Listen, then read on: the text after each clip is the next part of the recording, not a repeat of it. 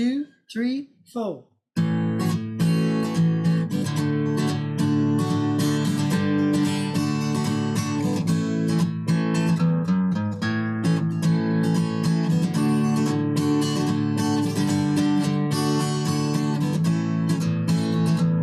Lately, I've been thinking about a woman I used to know. She was pretty, such a lady. I was stupid to let her go. Should have treated her so much better when I was young and naive at the time. Now I'm older, a little wiser, and I'm wishing the lady was mine.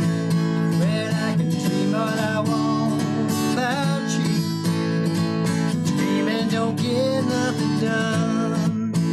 Maybe someday I'll see you and you'll be alone. We'll ride a white horse to the sun.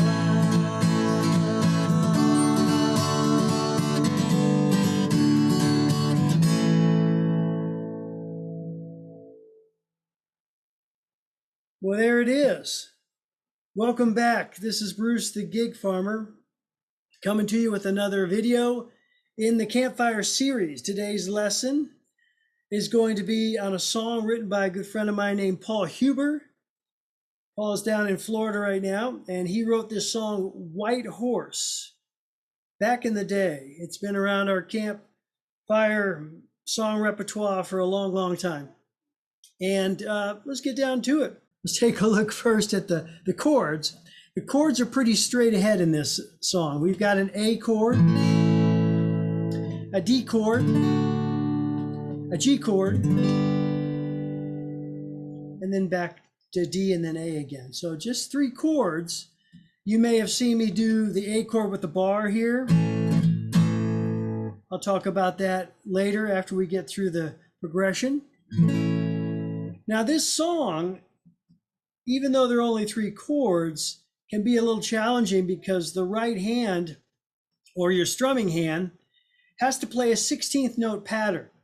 Up till now, we've been doing down, down, up, up, down, or similar 8th note patterns where you have 8 possible strums in a measure. 1, 2, 3, 4, right? You got 4 downs and 4 ups. Now we're going to have 8 downs and 8 ups in one measure. So it's 1E and a 2E and a 3E and a 4E. So it's not necessarily faster, but it usually is. But it's definitely more syncopated. You'll hear guys like Dave Matthews, Jack Johnson, and others use a lot of 16th notes in their songs. The way the chord progression goes, if you're counting it, is going to be 1E and a 2E and a 3E and 4, 1E and a 2E and a 3E and 4, 1E and a 2E and a 3E and 4, 1, 2, 3, 4.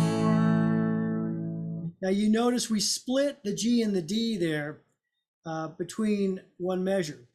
So it's 1, 2, 3, 4, second measure, 1, 2, 3, 4, third measure, 1, 2, 3, 4. That splits the G and the D, and then the 4th measure is A again.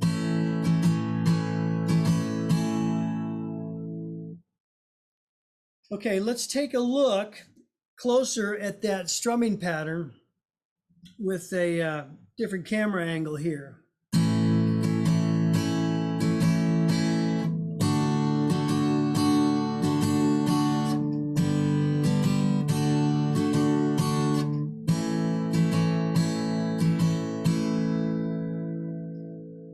As always, I like you to keep that rhythm going, that 16th note rhythm, by 1E and 2E and 3E and 4E and you keep the forearm kind of going all the time. And that way, as you get better at this, you'll hit some other muted type of strums, which will embellish that rhythm even more. If you hear me play it,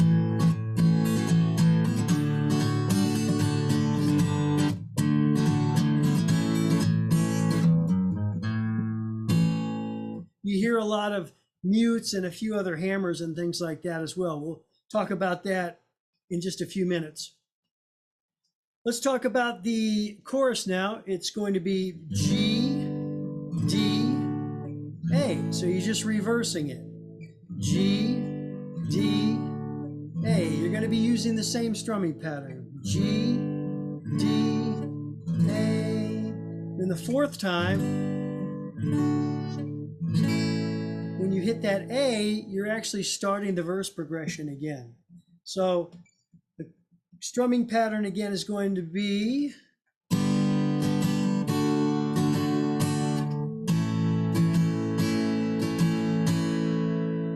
now if you notice, the G and the D are splitting the measure again. G, D, and then a full measure of A. Again, G, D, A. Again, G, D, A. Fourth time, G, D,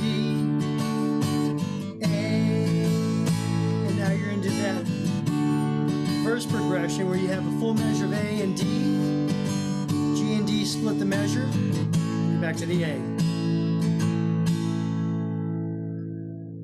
Let's talk about that crazy A chord that I like to do. I call it the efficient A chord. Some would call it the lazy man's A chord, but whatever. I'm catching the second, third, and fourth strings with my finger. I'm actually muting the first string. You can't really see it. You can hear it though. Why? Because I like the middle section of that chord there, the meatier part of it. If I wanted the treblier part, I would have to make my A the old school way, whether you make it this way or that way, and leave the first string open. That sounds great too. But I usually play it a little faster, so I'm not on that A very long before I go to the D chord. So that's the bar A. It's a useful chord in a lot of different songs, as long as you don't have to bring out the E note, first string E that is. I am definitely coming down on the fifth string for the A, trying to get that bass. Sometimes I'll even throw a quick hammer off the second fret of the A to go into the D.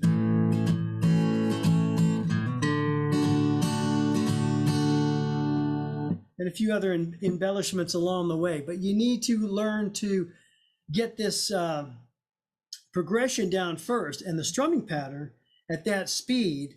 And I probably played it 1,000 times that way before I started adding anything fancy to it. That's about it for this song. Hope you enjoyed this video. If you did, please like, subscribe, leave some comments below. If I left some things out that you want to hear on that song, I'd be happy to address it in another video or answer it directly to you. So this is Bruce, the Gig Farmer, signing off. Hope to see you again. Take care.